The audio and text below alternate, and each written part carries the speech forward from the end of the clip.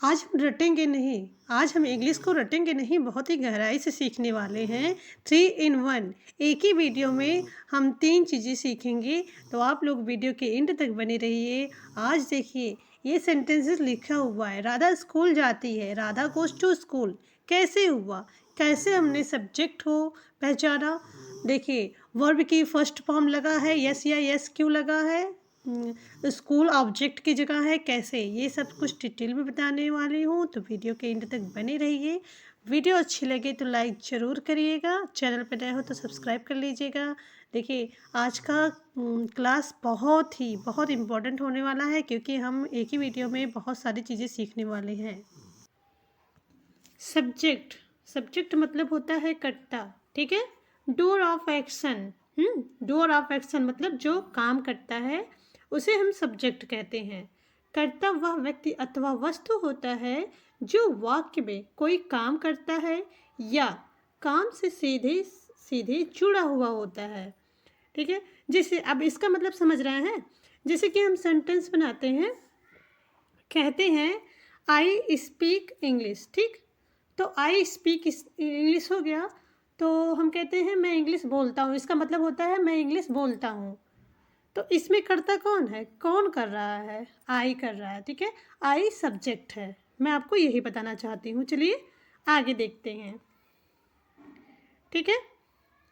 अब देखिए, आई का मतलब होता है मैं, ठीक है, और वी का मतलब होता है हम। पहले कुछ ये देख लीजिए, सब्जेक्ट, ठीक है। वाई ओ यू को हम तुम या आप कहते हैं। टी एच ई वाई को हम, ठीक है, वे लोग कहते हैं या वे होता है, या वे लोग भी बोल सकते हैं।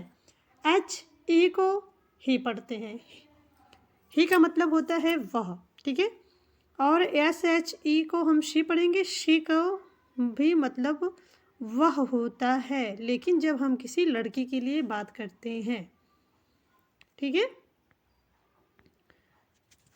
दिस का मतलब होता है यह, दिस का मतलब होता है यह। आई टी को इट पढ़ते, इट का मतलब भी यह होता है। हम किसी जानवर, मौसम, निर्जीव वस्तुओं के लिए इट का यूज करते हैं, जैसे कि chair, it is a chair, it is raining, मतलब बारिश बारिश हो रही है, दिख रहा है ना। जानवर, मौसम, निर्जीव वस्तुओं के लिए हम इट का यूज करते हैं। टी एच ए टी को हम दैट पढ़ेंगे, दैट का मतलब वह होता है। और दीज का मतलब होता है ये सब। दोज का मतलब होता है वो सब। इट कैन बी नाउन और प्रोनाउन, देखिए लिखा है इट कैन बी नाउन और प्रोनाउन, ये संज्ञा या सर्वनाम दोनों हो सकते हैं, ठीक है। अब देखिए लिखा है नाउन नेमिंग वर्ड, ठीक है, noun naming word. Example, example, Mohan, coffee, furniture, milk. City name, बस्ती, लखनऊ, गोरखपुर, ठीक। City name, animal name. Noun में कुछ भी आ सकता है। अ प्रोनाउन है, it is a word that replace a noun in a sentence. Pronoun जो होता है, ये जो है हम संज्ञा की जगह पे कोई भी नाम लिख सकते हैं, ठीक है, सेंटेंस में। अब इसका एग्जाम्पल है, देखिए प्रोनाउन का एग्जाम्पल क्या है। नाउन में हम नाम लिखते हैं किसी का, जैसे Mohan, coffee, furniture, milk, city name, animal name. अब ये प्रोनाउन है। प्रोनाउन क्या है? I, he, she, it, we, they, her, him, them, ठीक है, ETC, इस तरह के वर्ड होते हैं। अब लिखा है trick to find out subject, ठीक है। अब हमें सब्जेक्ट ढूंढना है, ठीक है। अभी बताते हैं कि ये इसका क्या मतलब होगा, अभी बताते हैं। जैसे देखिए, हु का मतलब होता है कौन। जब हम किसी पर्सन के बारे में बात करते हैं, किसी पर्सन की बात करेंगे। और व्हाट हो मतलब होता है क्या, जैसे हम किसी थिंग की बात करते हैं, ठीक है, तो उसी को हम कहते हैं, ठीक, समझ रहे हैं। Trick to find out the subject. अब इसमें सब्जेक्ट अभी हम बताते हैं आपको, सब्जेक्ट कहाँ है। देखिए लिखा है मैं क्रिकेट खेलता हूँ, मैं क्रिकेट खेलता हूँ। अब मैं की इंग्लिश होती है आई, ठीक है। क्रिकेट की इंग्लिश होगी, क्रिकेट लिखता है खेलता हूँ, खेलता हूँ की इंग्लिश होती है प्ले, ठीक है, प्ले। तो आई को हम, देखिए आई क्या बताए हो ना, आई को हम सब्जेक्ट बोलेंगे, सब्जेक्ट। और क्रिकेट है हु, कौन खेलता है, मैं, कौन खेलता है, मैं खेलता हूँ। क्रिकेट से पता चला कि सब्जेक्ट कौन है, कौन खेलता है, जो करेगा वही करता है, ठीक है, जो करेगा वही करता है, और जो किया वही क्रिया है। इसका मतलब आप ही समझो। सीता स्कूल जाती है, सीता स्कूल जाती है। सीता देखिए सब्जेक्ट हो गई, Sita goes to school, Sita goes to school, ठीक है। अब यहाँ पे हु, हु मतलब होता है कौन, हम किसी पर्सन की बात कर रहे हैं, ठीक है, किसी पर्सन की बात कर रहे हैं। स्कूल कौन जाएगा, कोई लड़की या लड़का जाएगा, ठीक है। कौन जाएगा, जो जाएगा वही करता है। कौन जाएगा, सीता जाएगी, तो सीता क्या हो गई, करता है। यही आप समझो। नेक्स्ट है, यह कलम अच्छी है, यह कलम अच्छी है, this pen is good, this pen is good, ठीक है, यह कलम अच्छी है। गुड, अब देखिए गुड, गुड हो गया हु, मतलब क्या अच्छा है, कौन अच्छा है, तब सब्जेक्ट दिस पेन। देखिए निर्जीव वस्तु की बात हो रही है, यहाँ पे ये दिखा रहा है कि निर्जीव वस्तु की बात हो रही है, तो सब्जेक्ट हो गया, ठीक है, सब्जेक्ट क्या हो गया, दिस पेन। चलिए, धूम्रपान सेहत के लिए हानिकारक है, धूम्रपान सेहत के लिए हानिकारक है। धूम्रपान को इंग्लिश में कहते हैं smoking is bad for health, ठीक है, हेल्थ, ठीक है, हेल्थ किस चीज़ से, स्मोकिंग से, तो स्मोकिंग इसमें सब्जेक्ट हो गया, यही आप समझो, ठीक है। मतलब सब्जेक्ट अधिकतर सेंटेंस के स्टार्टिंग में ही रहता है, ठीक है।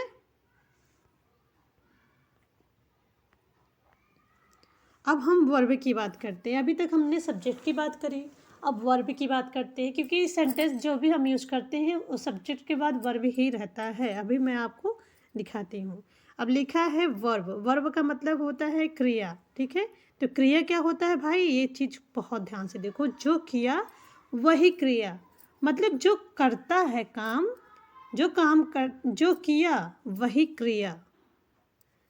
All action word are verb, all जो कार्य करते हैं वही वर्ब होते हैं, वही वर्ब होते हैं। वर्ब क्रिया वह शब्द है, होता है जो यह बताता है कि कर्ता आखिर कर क्या रहा है, क्या कर रहा है, कर्ता क्या कर रहा है, सब्जेक्ट क्या कर रहा है, तो उसी को हम क्रिया बोलते हैं।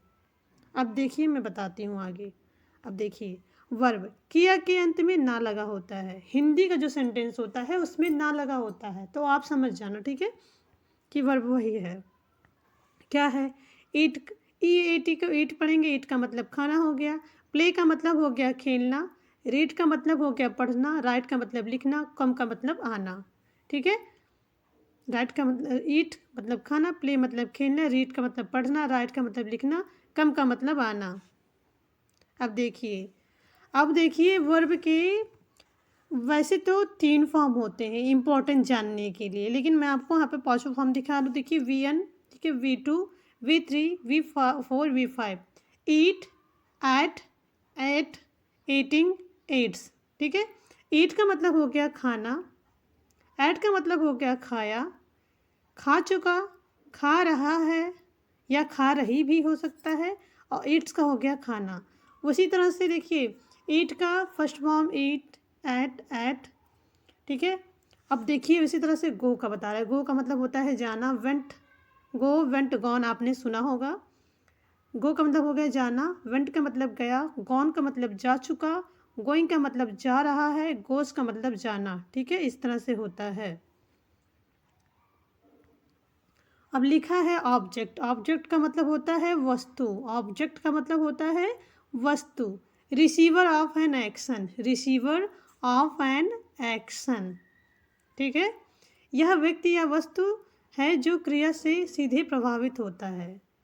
यह वह व्यक्ति या वस्तु है, व्यक्ति भी हो सकता है, वस्तु भी हो सकता है, ऑब्जेक्ट की जगह पे, जो क्रिया से प्रभावित होता है। अब चलिए इसका एग्जाम्पल मैं आपको बढ़िया से दिखाती हूँ। क्या है देखिए, ऑब्जेक्ट। मैं फुटबॉल खेलता हूँ, मैं फुटबॉल खेलता हूँ। अब इसमें ऑब्जेक्ट क्या होगा बताती हूँ। देखिए, आई है, आई को सब्जेक्ट बोल दिए।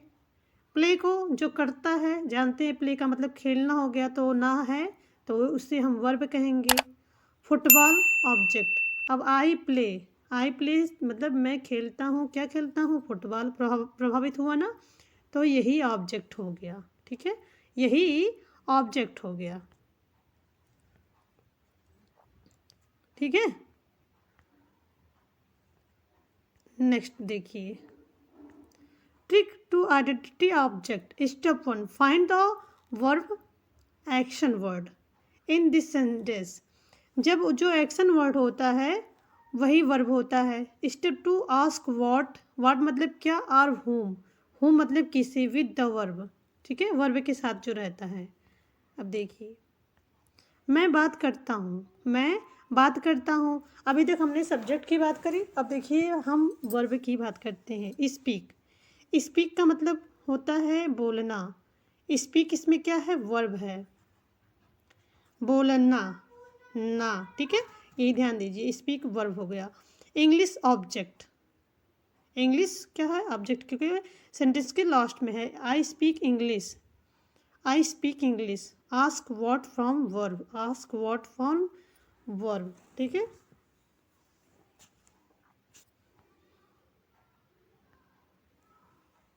मैं उससे मिला, आई मेट हर, मैं उससे मिला, आई मेट हर। तो आई हो गया सब्जेक्ट, मेट हो गया वर्ब। आस्क हुम फॉर वर्ब। ठीक है, आस्क हुम फॉर वर्ब। हुम जैसे किसे, इसकी हिंदी होती है। अब देखिए, आप लोगों को हम एक छोटा सा, आप लोगों को वीडियो कैसी लगी, समझ में आई या नहीं आई, कमेंट में ज़रूर बताइएगा। और ये आप लोगों के लिए एक छोटा सा जो है होमवर्क है, तो इसे आप बताइए। आई रीड अ लेटर, ये सेंटेंस में आपको खोजना है सब्जेक्ट, वर्ब एंड ऑब्जेक्ट। तो वीडियो कैसी लगी है, लाइक शेयर सब्सक्राइब जरूर करिएगा। आपके सामने जब भी इंग्लिश का कोई सेंटेंस आता होगा तो आप सोचते होंगे इंग्लिश का है या हिंदी का है, तो आपके समझ में नहीं आता कि क्या है, इसको कैसे करें, हिंदी के सेंटेंस को इंग्लिश में कैसे कन्वर्ट करें। ठीक है, उसे पहचानेंगे तभी तो करेंगे। तो आज मैं आपको बताने वाली हूँ कि देखिए, इंग्लिश लिखने बोलने पढ़ने के लिए सबसे ज़रूरी होता है हमें टेंस आना चाहिए। ठीक है, तो आज मैं पहला टेंस आपको बताऊँगी, प्रेजेंट इंडेफिनिट टेंस। ठीक है, जैसे कि टेंस के 3 पार्ट होते हैं, टेंस के 3 पार्ट होते हैं। पहला होता है प्रेजेंट, प्रेजेंट, और दूसरा पास्ट, और तीसरा फ्यूचर। ठीक है, और इन सभी टेंसेस के 4 पार्ट होते हैं। जैसे प्रेजेंट इंडेफिनिट का 4 पार्ट होता है, पास्ट का 4 और फ्यूचर का 4। मैं इसे बाद में बताऊंगी, आज हम सब लोग सिर्फ प्रेजेंट इंडेफिनिट के बारे में पढ़ेंगे। तो चलिए हम शुरू करते हैं। तो देखिए कैसे पहचानेंगे, अगर हिंदी का वाक्य में है आइडेंटिफाई करना, आइडेंटिफाई मतलब होता है पहचान करना, आइडेंटिफाई का मतलब होता है पहचान करना। तो हिंदी में लिखा है ता है, ती है, ते हैं। ठीक है, ता हूँ, ती हूँ, ते हो। देखिए, यहाँ मैंने वाक्य भी लिखा है, सचिन क्रिकेट खेलता है, हम स्कूल जाते हैं, वह गाना गाती है, मैं खेलता हूँ। ये देखिए सब प्रेजेंट इंडेफिनिट टेंस है। बढ़िया से देख लो और सीख लो। अभी इंग्लिश में कैसे पहचानेंगे ये भी मैं आपको समझाऊंगी। देखिए, प्रेजेंट इंडेफिनिट की बात आती है तो हम उसे कैसे यूज करते हैं, when to use present indefinite tense, कब यूज करते हैं। देखिए, हैबिट की बात होती है, daily routine, universal truth, general fact. मतलब जब भी हमें अपनी आदत को बतानी है तो हम इंग्लिश में प्रेजेंट इंडेफिनिट टेंस का यूज करेंगे।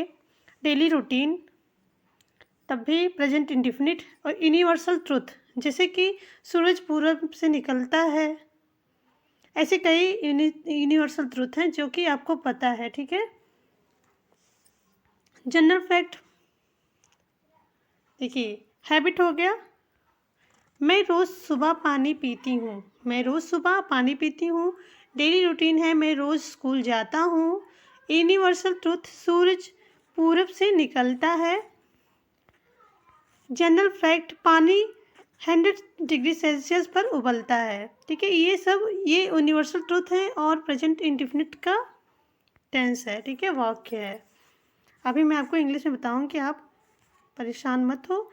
तो पहले हम देखते हैं कि प्रेजेंट इंडिफिनिट टेंस के कितने सेंटेंसेस बनते हैं, कितने। देखिए, अफर्मेटिव, प्रेजेंट को हम सिंपल भी बोलते हैं, ठीक है। बहुत सिंपल, बहुत ईजी होता है, बहुत ज़्यादा इसका यूज है, बहुत ज़्यादा, ठीक है, बहुत ज़्यादा यूज होता है इसका।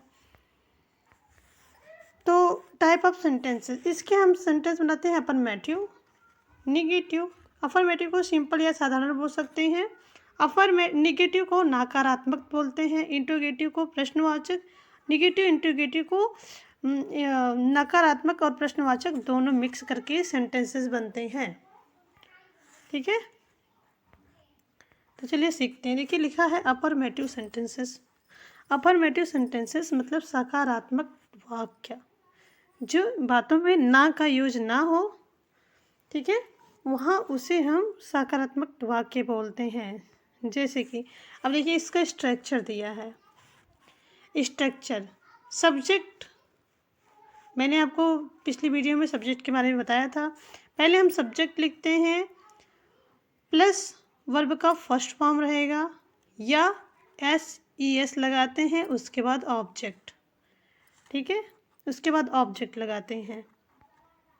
अब देखिए, यहाँ पे लिखा है singular noun, he she it, singular noun subject 1, उसमें यस या ES लगता है, ये आप ध्यान देना। जब सिंगुलर नाउन रहेगा और सब्जेक्ट में तो सब सिंगुलर सब्जेक्ट रहता है, समझ रहे हैं। ही शी इट जो है ये सिंगुलर सब्जेक्ट है, तो उसमें यस या ES लगता है। आई, वी, यू, दे, ये सब प्लूरल नाउन है, मतलब प्लूरल सब्जेक्ट, एक से अधिक के बारे में बात हो रही है, तो यहाँ पे यस या ES नहीं लगेगा, ये आप ध्यान देना, ठीक है। ये आपकी ध्यान देने वाली बात है। He she it singular noun subject है, यहाँ जहाँ पे हम किसी एक के बारे में बात करते हैं वहाँ पे यस या ES लगता है। आई, वी, यू, दे के साथ हम, ये प्लूरल सब्जेक्ट है, मतलब दो से एक से अधिक लोगों के बारे में बात होती है, तो वहाँ पे हम यस या ES का यूज नहीं करते हैं, ठीक है। अब ये है, देखिए, दूसरा नियम आ गया है। अफर्मेटिव सेंटेंस का नियम चल रहा, अभी आप सीख रहे हो। अब देखिए, लिखा है यस या ES लगाने का दूसरा नियम है, क्या है, क्रिया में मतलब मेन वर्ब, ठीक है, जो सब्जेक्ट के बाद आता है उसे हम मेन वर्ब बोलते हैं। मेन वर्ब के आखिरी अक्षर यदि OSX या SH या CH हो तो यस के बजाय ES लगाएं, समझ रहे हैं, ध्यान दीजिए, ठीक है। OSX SH या CH हो तो यस के बजाय ES लगाएं। देखिए, अब GO है गो, तो हम गोज कर दिए, टैक्स को टैक्सस कर दिए, ES लगा दिए। वॉच CH है तो इसमें भी लगा दिए, WATCES हो गया, वॉचेज। अब यहीं पे लिखा, देखिए, पास लिखा है, वॉश लिखा है, टेक लिखा है, मतलब SSCH, तो हमको जो है ECH है हो तो एस के बजाय ES लगाए, तो ES लगा देना है यहाँ पे हमें, ठीक है। देख लीजिए, पास Passage, wash washes, take teaches, teach teaches.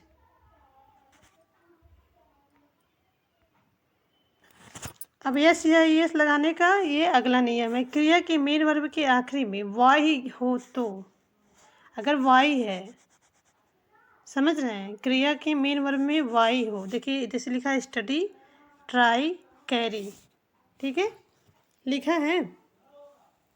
तो यहाँ पे हम क्या करेंगे, वाई की जगह पे आई लगा दें, आई करके आगे एस लगा देंगे, ठीक है। अब देखिए STUDY है, तो STUDI लगा के ES लगा दिया, हो गया स्टडीज पढ़ते हैं। ट्राई को ट्राइज पढ़ दिए, आई लगा के ES कर दिए, ट्राइज हो गया। कैरीज कर दिए। तो यही मतलब है इसका।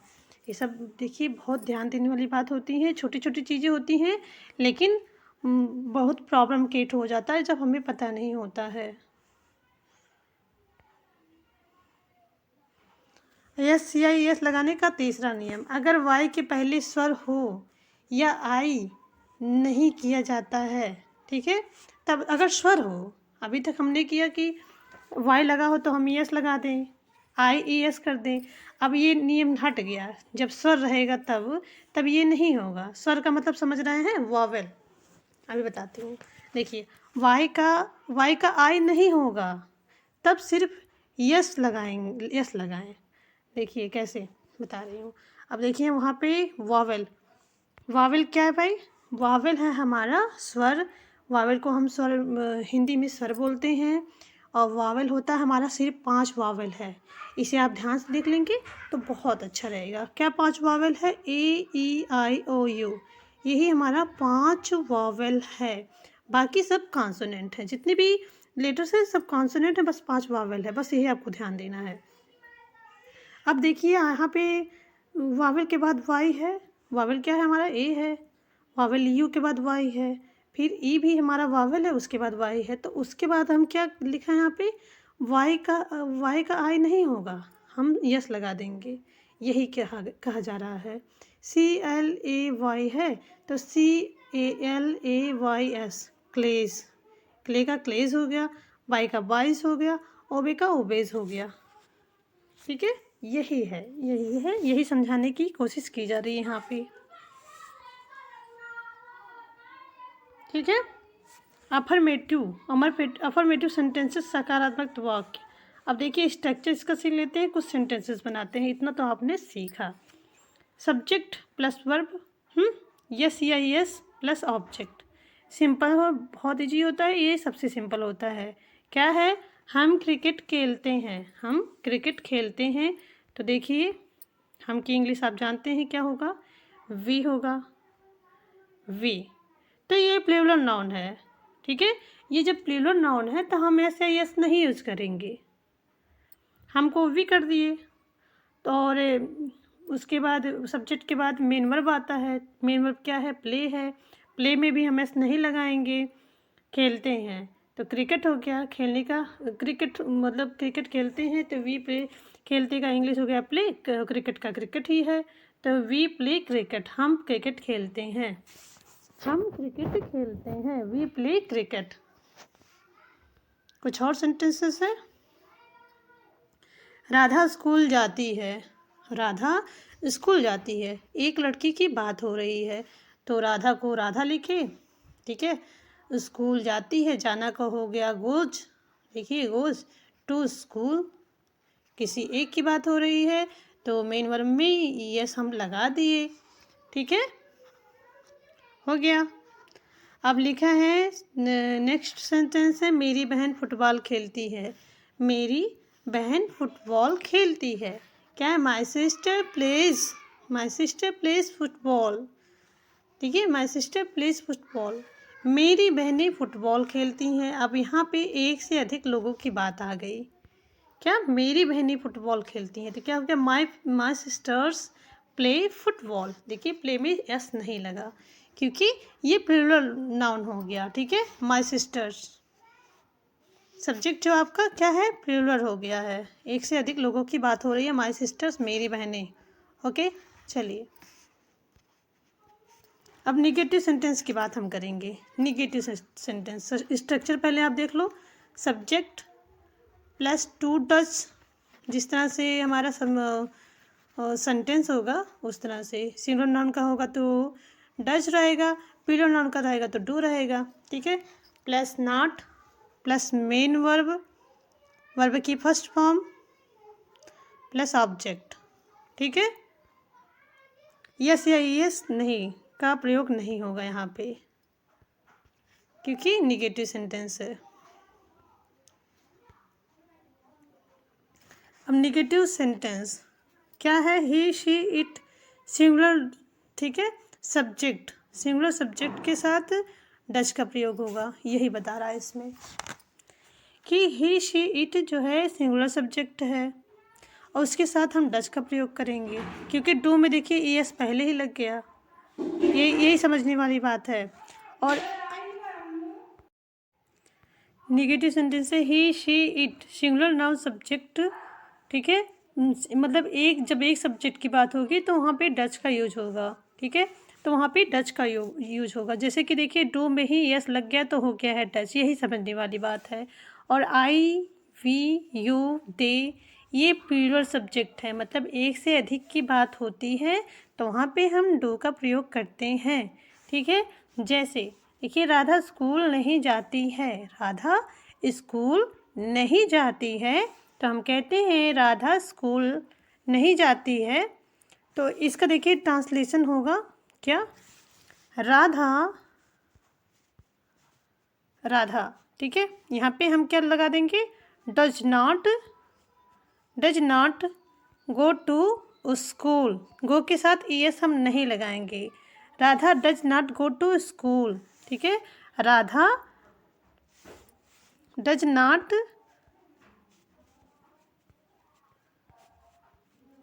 गो टू स्कूल। ठीक है, नेक्स्ट सेंटेंस है दे डू नॉट वे स्कूल नहीं जाते हैं, वे स्कूल नहीं जाते हैं। यहाँ पे एक से अधिक की बात हो रही है तो हम डू लगा देंगे, वे का हो जाता है दे। ठीक है, और प्लूरल है तो डू का यूज करेंगे। निगेटिव सेंटेंस है तो not, they do not go to school, वे स्कूल नहीं जाते हैं, वे स्कूल नहीं जाते हैं। अब आ गया इंट्रोगेटिव सेंटेंसेस। ठीक है, यहाँ पे यस या नो में सीधे सीधे बातें होती हैं।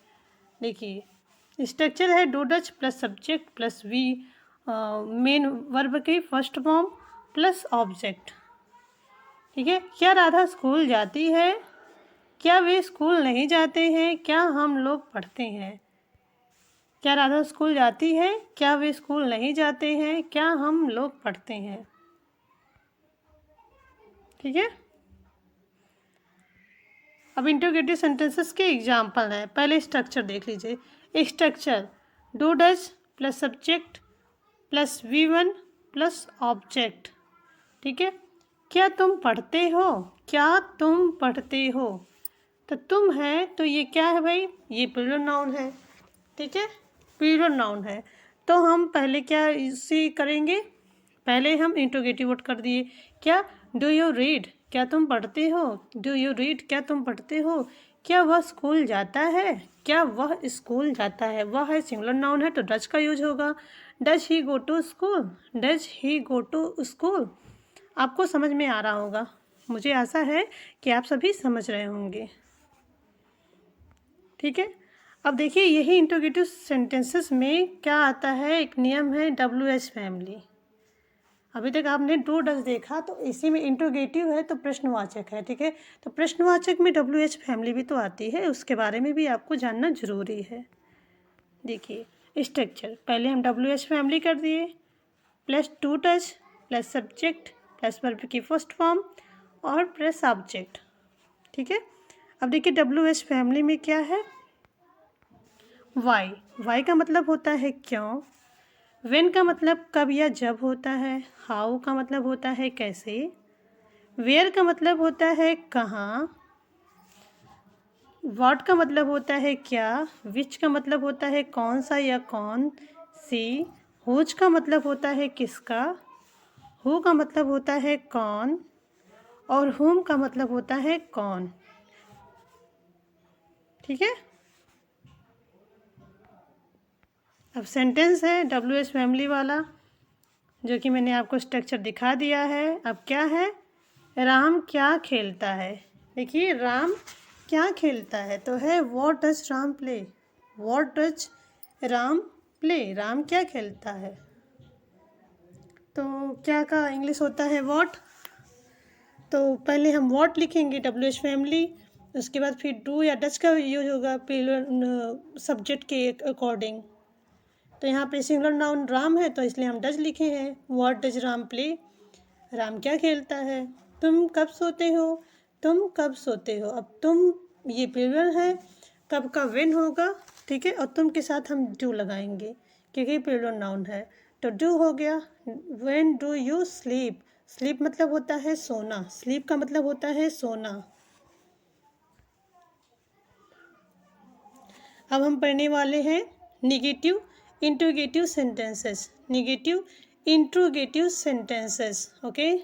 Structure WH family plus two touch plus subject plus not plus V1 plus object, ठीक है।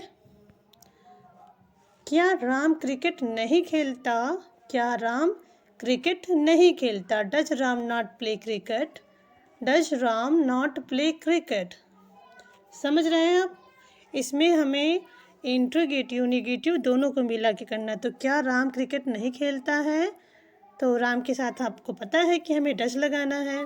तो पहले हम इंट्रोगेटिव वर्ड लगाएंगे डज, जैसे कि डज, फिर सब्जेक्ट राम, फिर नॉट। देखिए लिखा हुआ है, सब्जेक्ट के बाद नॉट लिखा है, फिर वर्ब की फर्स्ट फॉर्म प्ले, उसके बाद ऑब्जेक्ट हो गया क्रिकेट। क्या राम क्रिकेट नहीं खेलता, does Ram not play cricket. इस तरह से रिपीट करते जाइए तो आपकी कम्युनिकेटिंग बेस काफ़ी स्ट्रांग हो जाएगी। राम क्रिकेट क्यों नहीं खेलता, राम क्रिकेट क्यों नहीं खेलता। Why does Ram not play cricket, why does Ram not play cricket, ठीक है। इस तरह से हो गया। अब देखिए हम लोग पूरी समरी पढ़ने वाले हैं। ये होगी पूरी समरी। पूरी समरी का मतलब समझ रहे हैं, इसमें सब सेंटेंसेस है, जैसे कि affirmative, negative, interrogative, interrogative negative, ठीक है। देखिए इसे आप ध्यान से देखना। राम क्रिकेट खेलता है, Ram pledge cricket, Ram pledge cricket. Singular noun है तो इसलिए मेन वर्ब में एस लगा दिए हैं। अफर्मेटिव सेंटेंस है, सिंपल सेंटेंस है, ठीक है। राम क्रिकेट नहीं खेलता, Ram does not play cricket, Ram does not play cricket. क्या राम क्रिकेट नहीं खेलता, does Ram not play the cricket, does Ram not play the cricket. Ram cricket क्यों नहीं खेलता है, राम क्रिकेट क्यों नहीं खेलता है। Why does Ram play cricket, why does Ram play cricket. Ram cricket क्यों नहीं खेलता, why does Ram not play cricket. तो इसे आप नोट कर लेना, ठीक है। सब नोट कर लेना और एक्सरसाइज मतलब खूब प्रैक्टिस करिए, ठीक है। और कुछ एक दो सेंटेंस मैं दे रही हूँ, उसकी आप बताइएगा हिंदी मीनिंग, या आपका टेस्ट है समझ लो, टेस्ट फॉर यू। क्या है, मैं गाना गाती हूँ, इसे आप ट्रांसलेट करके मुझे बताना। और वह रोता है, वह रोता है, ठीक है। मैं गाना गाती हूँ, वह रोता है, इन दोनों का आप बताना।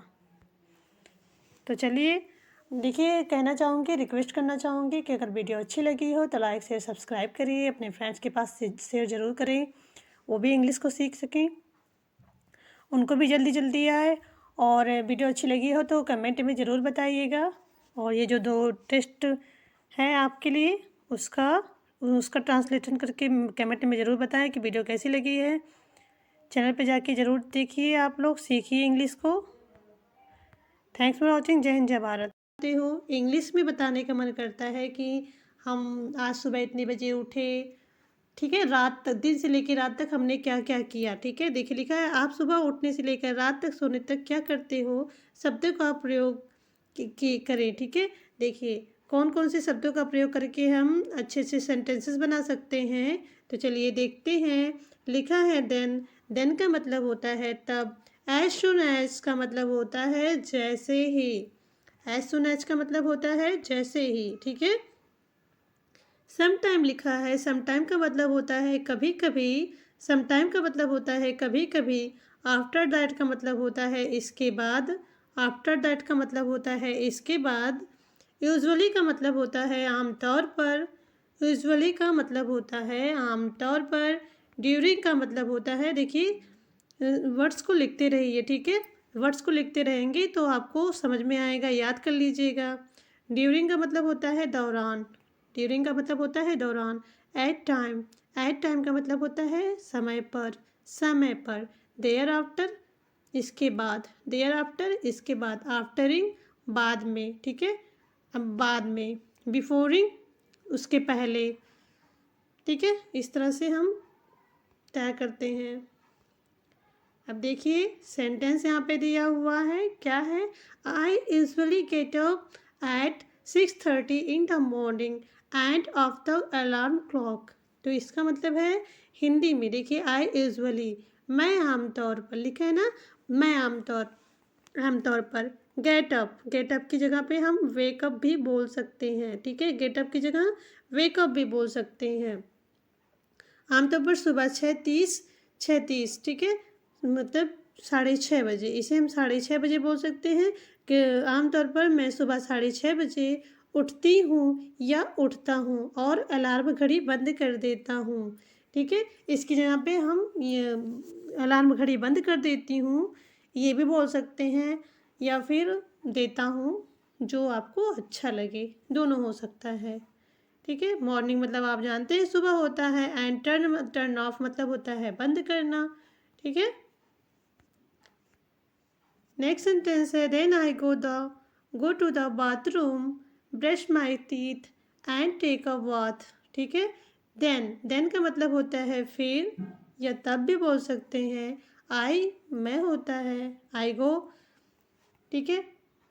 गो मतलब होता है जाना, बाथरूम मतलब आप जानते हो, आई गो टू, फिर मैं बाथरूम में जाकर ब्रश, ब्रश माई टीथ, मैं अपने दांत को साफ करती हूँ या करता हूँ।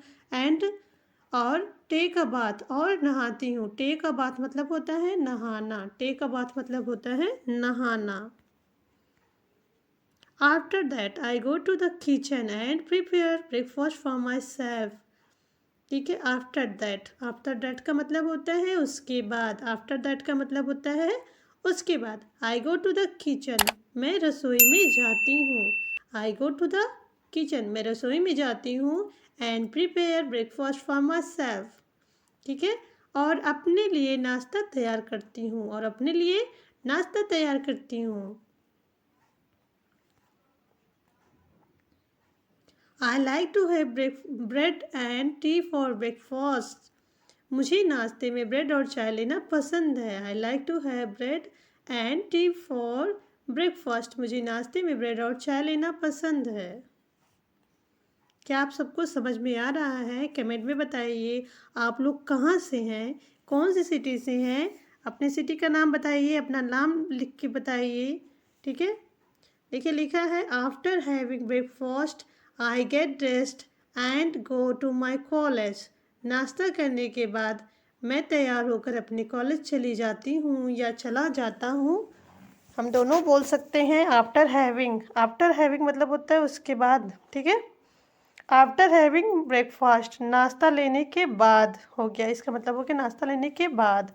आई get dressed and go to my college, नाश्ता करने के बाद मैं तैयार होकर अपने कॉलेज चली जाती हूँ।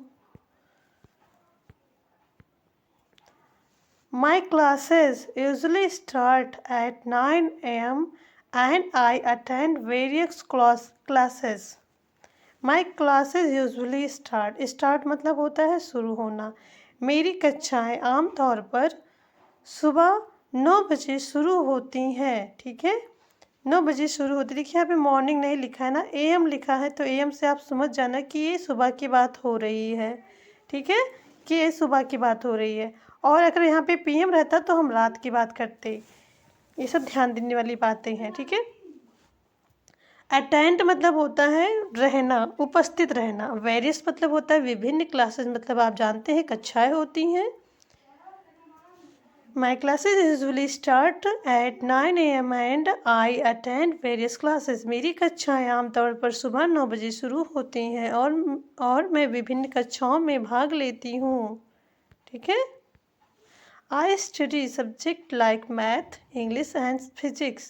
I study मतलब होता है अध्ययन करना या पढ़ना। सब्जेक्ट मतलब होता है सब्जेक्ट या विषय हम बोल सकते हैं। लाइक मतलब पसंद करना भी होता है यहाँ पे जैसे दिया हुआ है। मैथ का मतलब जानते हैं कि गणित होता है। इंग्लिश ही कहते हैं एंड फिजिक्स को हम कहते हैं भौतिक विज्ञान या भौतिकी। ठीक है। तो देखिए इसका हिंदी देख लेते हैं। मैं गणित, अंग्रेजी और भौतिकी विज्ञान जैसे विषयों का अध्ययन करती हूँ या करता हूँ। ठीक है। मैं गणित, अंग्रेजी और भौतिकी विज्ञान जैसे विषयों का अध्ययन करती हूँ या करता हूँ। ड्यूरिंग मतलब होता है दौरान। During my break time I usually meet my friends in cafeteria. अपने ब्रेक के समय मैं आमतौर पर कैफेटेरिया में अपने दोस्तों से मिलती हूँ या मिलता हूँ। ड्यूरिंग माई ब्रेक मतलब छुट्टी का टाइम हम बोल सकते हैं। ठीक है। टाइम आई यूजुअली मतलब आमतौर पर, मीट मतलब मिलना होता है, माई फ्रेंड मतलब मेरे दोस्त, इन कैफेटेरिया। ठीक है। इन कैफेटेरिया अपने ब्रेक के समय मैं आमतौर पर कैफेटेरिया में अपने दोस्तों से मिलती हूँ। My college is at 4 PM after that I come back to home. मेरा कॉलेज शाम 4 बजे ख़त्म हो जाता है, उसके बाद मैं घर वापस आ जाती हूँ या आ जाता हूँ। माई कॉलेज मतलब मेरा कॉलेज। एंड्स मतलब होता है समाप्त होना या बंद होना। ठीक है। या ख़त्म होना।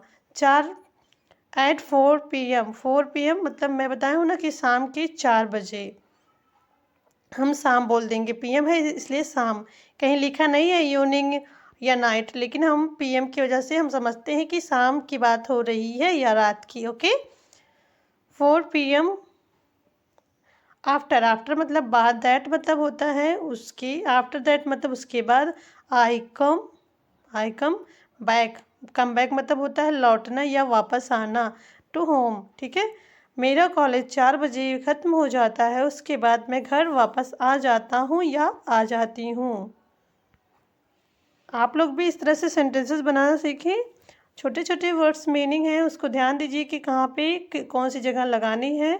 अब देखिए यहाँ पे है as soon as I come home my mother gives me glass of water and ask how was my day. As soon as जैसे कि मैंने आपको बताया कि होता है जैसे ही। एज सुन एज जैसे ही, आई कम होम मैं घर आई या आता हूँ, जैसे ही मैं घर आता हूँ। माई मदर मेरी माँ, gives me a glass of water मुझे पानी का एक गिलास देती हैं। गिव्स मतलब होता है देना। मी मुझे, अ ग्लास एक गिलास पानी, ऑफ वाटर एक ग्लास ऑफ वाटर एक पानी का गिलास। एंड मतलब और, आस्क मतलब होता है पूछना, हाउ मतलब कैसे, हाउ वॉज माई डे। जैसे ही मैं घर आता हूँ मेरी माँ मुझसे एक गिलास पानी देती हैं और पूछती हैं कि मेरा दिन कैसा रहा। ठीक है। There after I take some rest उसके बाद मैं कुछ देर आराम करती हूँ या करता हूँ। देयर आफ्टर मतलब होता है उसके बाद, आई टेक सम रेस्ट उसके बाद मैं कुछ देर आराम करता हूँ या करती हूँ। I sit on the couch and watch my favorite TV show. I sit on the couch मतलब होता है सोफ़ा। ठीक है। काउच मतलब क्या होता है, सोफ़ा। मैं सोफे पर बैठकर and I watch my favourite TV show. Favourite मतलब वॉच मतलब देखना, माई मतलब मेरा, फेवरेट मतलब होता है पसंदीदा TV शो। ठीक है। मैं सोफे पर बैठकर अपना पसंदीदा TV शो देखता हूँ। Sometime I also listen to music. It helps me to relax after a long day studying. कभी कभी मैं संगीत भी सुनता हूँ या सुनती हूँ, यह मुझे दिन भर की पढ़ाई के बाद आराम करने में मदद करता है। ठीक है। Sometime I also listen to music. It helps me to relax after a long day studying.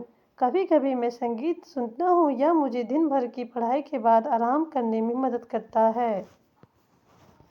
Next देखते हैं। In the evening, I help my mom with the household works. शाम को मैं घर के कामों में अपनी माँ की मदद करता हूँ। इन द इवनिंग, इवनिंग मतलब शाम की बात हो रही है, ठीक है। आई हेल्प, हेल्प मतलब होता है मदद करना। माई मॉम मतलब मेरी माँ। With the house hold works, house hold मतलब घरेलू काम या घर के काम बोल सकते हैं आप, ठीक है। तो पूरे सेंटेंस का मतलब हुआ शाम को मैं घर के कामों में अपनी माँ की मदद करता हूँ या करती हूँ, ठीक है। I clean the dishes and sometimes also cook dinner. मैं बर्तन भी साफ करती हूँ और कभी कभी खाना भी बनाती हूँ। क्लीन मतलब होता है साफ करना, डिशेज मतलब होता है बर्तन, एंड समटाइम्स कभी कभी, आल्सो मैं भी, कुक मतलब बनाना, डिनर मतलब रात का। मैं बर्तन भी साफ करती हूँ, कभी कभी खाना भी बनाती हूँ, रात का खाना भी बनाती हूँ। इस तरह से भी बोल सकते हो। According to, I enjoy spending time with my family and helping them. क्या भाई? I enjoy spending time with my family and helping them. मैं बर्तन भी साफ करती हूँ और कभी कभी खाना भी बनाती हूँ। मैं बर्तन भी साफ करती हूँ और कभी कभी खाना भी बनाती हूँ। At 9 p.m. I sit and have dinner with my family. ठीक है। रात 9 बजे मैं अपने परिवार के साथ बैठकर खाना खाती हूँ। एट मतलब पर होता है, 9 p.m. मतलब रात के 9 बजे, आई सिट मतलब बैठना, एंड हैव डिनर जब भी कुछ खाना होता है तो हम हैव डिनर के, अभी हैव दिन सुबह का खाना होता तो हम हैव ब्रेकफास्ट बोल देते, और दोपहर का होता तो हैव लंच बोल देते, ठीक है। रात का है तो हैव डिनर विथ मतलब के साथ, माई फैमिली मतलब मैं अपने परिवार के साथ। रात को 9 बजे मैं अपने परिवार के साथ बैठकर खाना खाती हूँ, ठीक है। We all sit together and talk about the whole day. हम सब एक साथ बैठते हैं और पूरे दिन के बारे में बात करते हैं। We all sit together and talk about the whole day. Whole day मतलब पूरा दिन। We all sit together, together मतलब एक साथ। वी ऑल सिट टुगेदर मतलब हम एक साथ बैठते हैं, एंड टॉक अबाउट, टॉक मतलब होता है बात करना, अबाउट मतलब होता है के बारे में, द होल डे पूरे दिन के बारे में। तो चलिए इसका पूरे सेंटेंस का मतलब जानते हैं। हम सब एक साथ बैठते हैं, पूरे दिन के बारे में बात करते हैं, ठीक है। After dinner I brush my teeth. रात के खाने के बाद मैं अपने दांत को ब्रश करती हूँ। आफ्टर मतलब होता है बाद में, dinner I brush my teeth रात के खाने के बाद मैं अपने दांत को साफ करती हूँ। Then I prepare my bag for the next day, set my alarm. फिर मैं अगले दिन के लिए अपने बैग तैयार करती हूँ और अपना अलार्म सेट करती हूँ। Then I prepare my bag, prepare मतलब होता है तैयार करना, देन का मतलब फिर होता है या तब होता है। माई बैग फॉर द नेक्स्ट मतलब अगले दिन, नेक्स्ट का मतलब होता है अगला। सेट माई अलार्म, फिर मैं अगले दिन के लिए अपना बैग तैयार करती हूँ और अपना अलार्म सेट करती हूँ। Before going to sleep, I like to meditate for a few minutes. It helps me to relax and fall asleep faster. Few minutes मतलब होता है कुछ मिनट, ठीक है। बिफोर गोइंग, बिफोर मतलब पहले, बिफोर गोइंग सोने जाने से पहले, ठीक है। आई लाइक मेडिटेट, मेडिटेट मतलब होता है ध्यान करना। तो चलिए पूरे सेंटेंस के मतलब जानते हैं।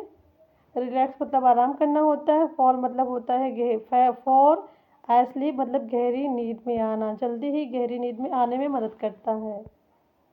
तो पूरी सेंटेंस का मतलब हो गया, सोने से पहले मैं कुछ मिनट करना पसंद करता हूँ या करती हूँ। इससे मुझे आराम करने में और सो जाने में मदद मिलती है, ठीक है। Finally I go to sleep by 11 p.m. so that I can feel refreshed the next day. अंततः मैं रात 11 बजे तक सो जाती हूँ ताकि अगले दिन तरोताज़ा महसूस कर सकूँ। ठीक है, अब देखिए ये पूरी कहानी का यहाँ पे समरी दी हुई है। ठीक है, आई यूजली गेट अप, ठीक है, eight 6:30 in the morning and turn off the alarm clock. Then I go to the bathroom, brush my teeth.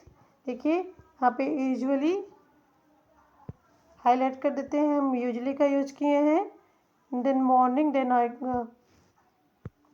Once again usually, ठीक है। आफ्टर दैट, ये सब आफ्टर हैविंग, पहले आपको समरी पूरा पढ़ के दिखा देती हूँ। I usually get up 6:30 in the morning and turn off the alarm clock. Then I go to the bathroom, brush my teeth and take a shower. After that, I go to the kitchen and prepare breakfast for myself. I like to have bread and tea for breakfast. After having breakfast, get dressed and go to my college. My classes usually start 9 a.m. and I attend various classes. I study subjects like math, English, and physics during my break time. I usually meet my friends in cafeteria. My college ends at 4 p.m. After that, I come back home as soon as I come I come home. My mother gives me a glass of water and asks how was my day. Thereafter, I take some rest. I sit on the couch and watch my favorite TV show. Sometimes I also listen to music. It helps to relax after a long day studying. In the evening, I help my mom with the household work. I clean the dishes and sometimes I also cook dinner. I enjoy spending time with my family and helping them. At 9 p.m. I sit and have dinner with my family. We all sit together and talk about all whole day.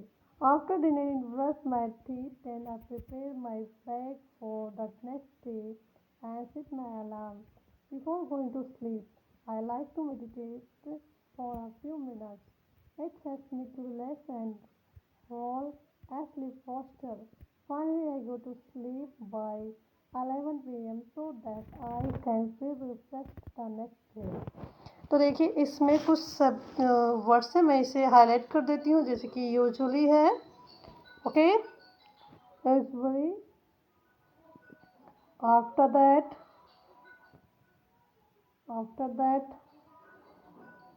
After having, usually फिर है। ठीक है, इस तरह से आपको तैयार करना है अपना, इन शब्दों को आप देख लिया करो। आफ्टर हैविंग,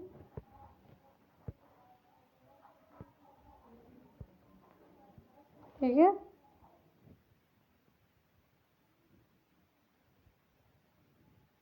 चलिए इस क्लास को यहीं पे एंड करते हैं। आप लोग लाइक शेयर सब्सक्राइब जरूर कर दीजिएगा। Thanks for watching. जय हिंद, जय भारत।